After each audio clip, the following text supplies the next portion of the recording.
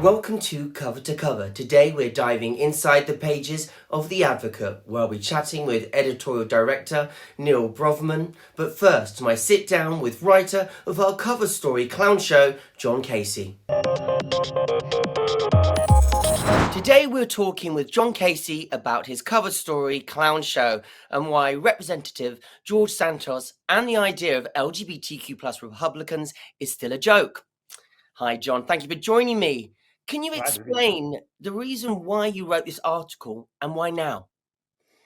Well, sure. Like everything else that's going on in the world, it was prompted by George Santos. So um, when he was elected, it's very unusual for a Republican to be elected to Congress. And the last time that happened was in uh, one that was out was in 2004 when Jim Colby ran for the last time. So it was Santos winning a Republican.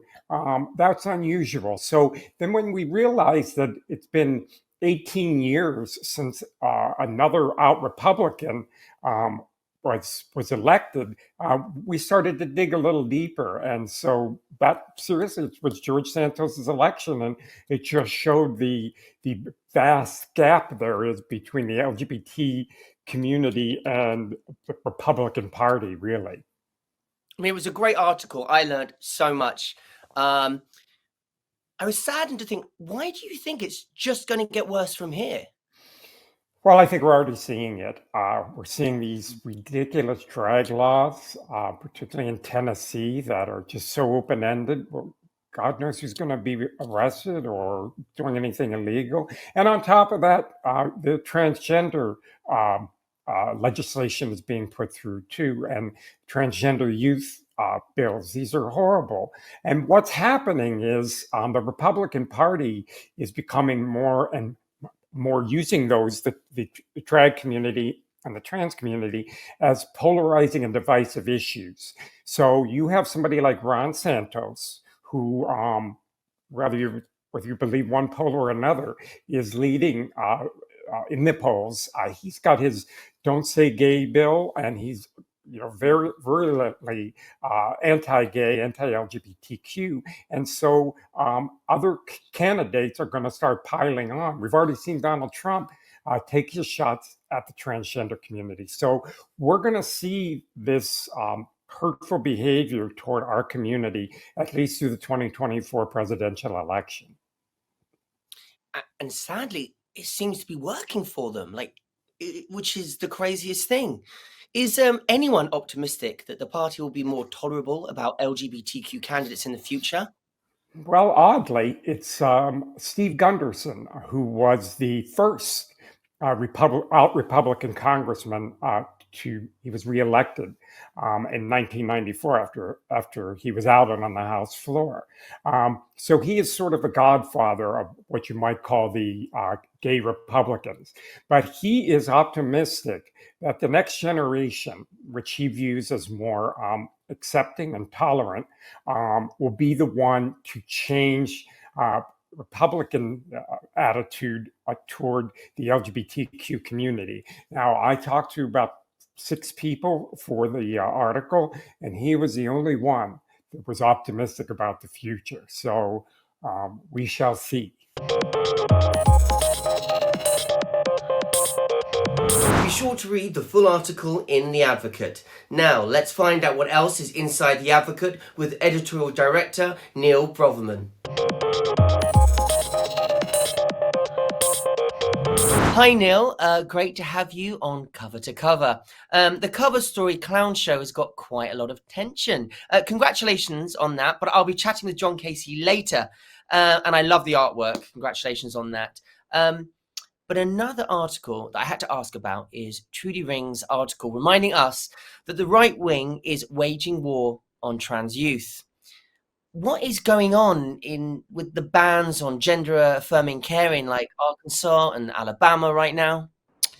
Well, in those two states specifically, they're on hold because of legal challenges to them. So, it's such a patchwork of laws and rules for trans youth because it's on a state by state basis. So, it just makes it even more complicated if you're a trans youth, or you have a child who's transgender and you want to get them gender affirming care, you know, if your state bans it, then, you know, you think maybe I can go across state lines and get them some services. But it's so it's just such a malleable moving target right now. The situation is just it's just changing on a day-to-day. Every day there's a new law, there's a new challenge, there's a new politician that's trying to score political points by targeting trans youth. So, you know, every state is different. For those two specific states, the anti-trans laws are on hold until the legal battle plays out. So, you know, it's so complicated and scary, especially if you're, you know, imagine being 15 years old and just saying, I want to get my puberty blockers. And, you know, it's hard enough as an editor at a LGBTQ publication to keep up with the news. You know, think about being an adolescent and just trying to, you know, find a doctor who's will affirm your gender. It's terrifying for them. You know, it's mildly confusing for us. It's terrifying for them.